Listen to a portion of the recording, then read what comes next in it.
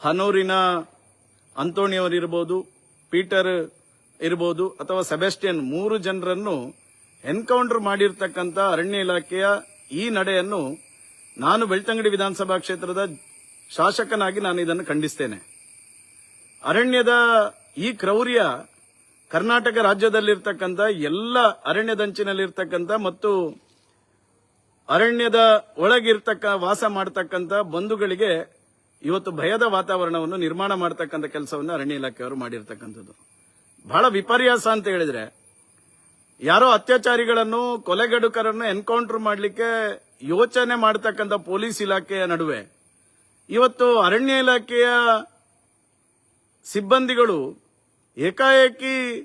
ಯಾರೋ ಕಾಡಿನಂಚಿನ ಒಳಗಡೆ ಬೇಟೆಯಾಡಿದ್ದಾರೆ ಎನ್ನುವಂತ ಒಂದೇ ಕಾರಣಕ್ಕೋಸ್ಕರ ಸಂವಿಧಾನದ ಆಶಯಕ್ಕೆ ವಿರುದ್ಧವಾಗಿ, ಕಾನೂನಿನ ಚೌಕಟ್ಟಿಗೆ ವಿರುದ್ಧವಾಗಿ ಎನ್ಕೌಂಟರ್ ಮಾಡುವ ಹಂತಕ್ಕೆ ತಲುಪ್ತಾರೆ ಅಂತ ಹೇಳಿದ್ರೆ, ಪ್ರಾಯಶಃ ಇದು ಗ್ರಾಮೀಣ ಪ್ರದೇಶದ ಮತ್ತು ಕರ್ನಾಟಕದ ಜನ ಯೋಚನೆ ಮಾಡತಕ್ಕಂತ ಒಂದು ಸ್ಥಿತಿಯನ್ನು ಮಾಡಿರುವಂತಹ ಪರಿಸ್ಥಿತಿಯನ್ನು ನಿರ್ಮಾಣ ಮಾಡಿದ್ದಾರೆ. ಸನ್ಮಾನ್ಯ ಮುಖ್ಯಮಂತ್ರಿಗಳೇ, ನಾನು ಆಗ್ರಹ ಮಾಡ್ತೇನೆ ಮತ್ತು ಈ ಕರ್ನಾಟಕ ರಾಜ್ಯದ ಎಲ್ಲ ಅರಣ್ಯದಲ್ಲಿರ್ತಕ್ಕಂಥ, ಅರಣ್ಯದಂಚಿನಲ್ಲಿರ್ತಕ್ಕಂಥ ಮತ್ತು ಅರಣ್ಯದಿಂದ ಯಾರೆಲ್ಲ ಸಮಸ್ಯೆಯನ್ನು ಎದುರಿಸ್ತಾ ಇರತಕ್ಕಂಥ ಈ ಕರ್ನಾಟಕದ ರಾಜ್ಯದ ಜನ ಇದ್ದಾರೆ, ಇವತ್ತು ನೀವು ಇದರ ವಿರುದ್ಧ ಹೋರಾಟಕ್ಕೆ ಇಳಿಲಿಲ್ಲ ಅಂತಾದ್ರೆ ಖಂಡಿತ ಮುಂದೊಂದು ದಿನ ನಮ್ಮ ಬದುಕಿಗೆ ನಾವು ಕೊಳ್ಳಿ ಇಡಬೇಕಾದಂತ ಪರಿಸ್ಥಿತಿಯನ್ನು ಇವತ್ತು ಅರಣ್ಯ ಇಲಾಖೆಯವರು ನಿರ್ಮಾಣ ಮಾಡುವಂತ ಹಂತಕ್ಕೆ ತಲುಪಿದ್ದಾರೆ ಬಂಧುಗಳೇ. ನಾನು ಇವತ್ತೇ ಕರ್ನಾಟಕ ರಾಜ್ಯದ ಎಲ್ಲ ಅರಣ್ಯದ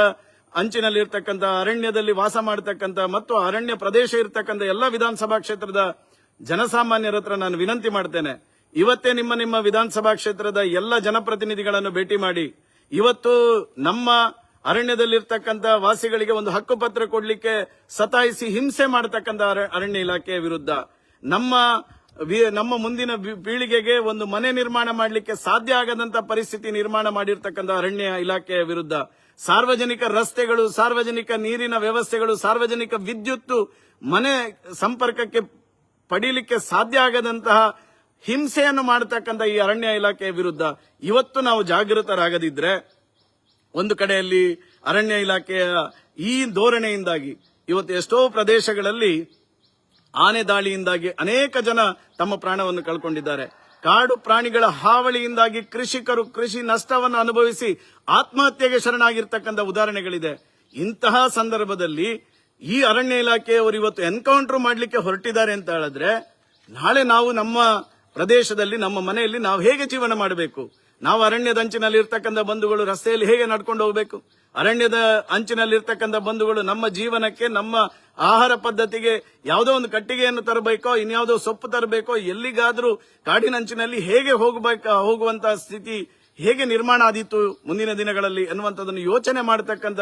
ಸ್ಥಿತಿಯಲ್ಲಿ ನಾವಿದ್ದೇವೆ ಬಂಧುಗಳೇ. ದಯವಿಟ್ಟು ನಾನು ಸನ್ಮಾನ್ಯ ಮುಖ್ಯಮಂತ್ರಿಗಳಿಗೆ ಆಗ್ರಹ ಮಾಡ್ತೇನೆ, ಇವತ್ತಿನ ಈ ಘಟನೆ ಇದೆ, ಈ ಘಟನೆಯನ್ನು ಮಾಡಿರ್ತಕ್ಕಂಥ ಅರಣ್ಯ ಇಲಾಖೆಯ ಸಿಬ್ಬಂದಿಗಳನ್ನು ತಕ್ಷಣಕ್ಕೆ ಅಮಾನತು ಮಾಡಬೇಕು. ಆ ಕುಟುಂಬಕ್ಕೆ ಗರಿಷ್ಠ ನೀವು ಅವರಿಗೆ ಪರಿಹಾರವನ್ನು ಕೊಡತಕ್ಕಂಥ ಕೆಲಸ ಕಾರ್ಯಗಳನ್ನು ಮಾಡಬೇಕು.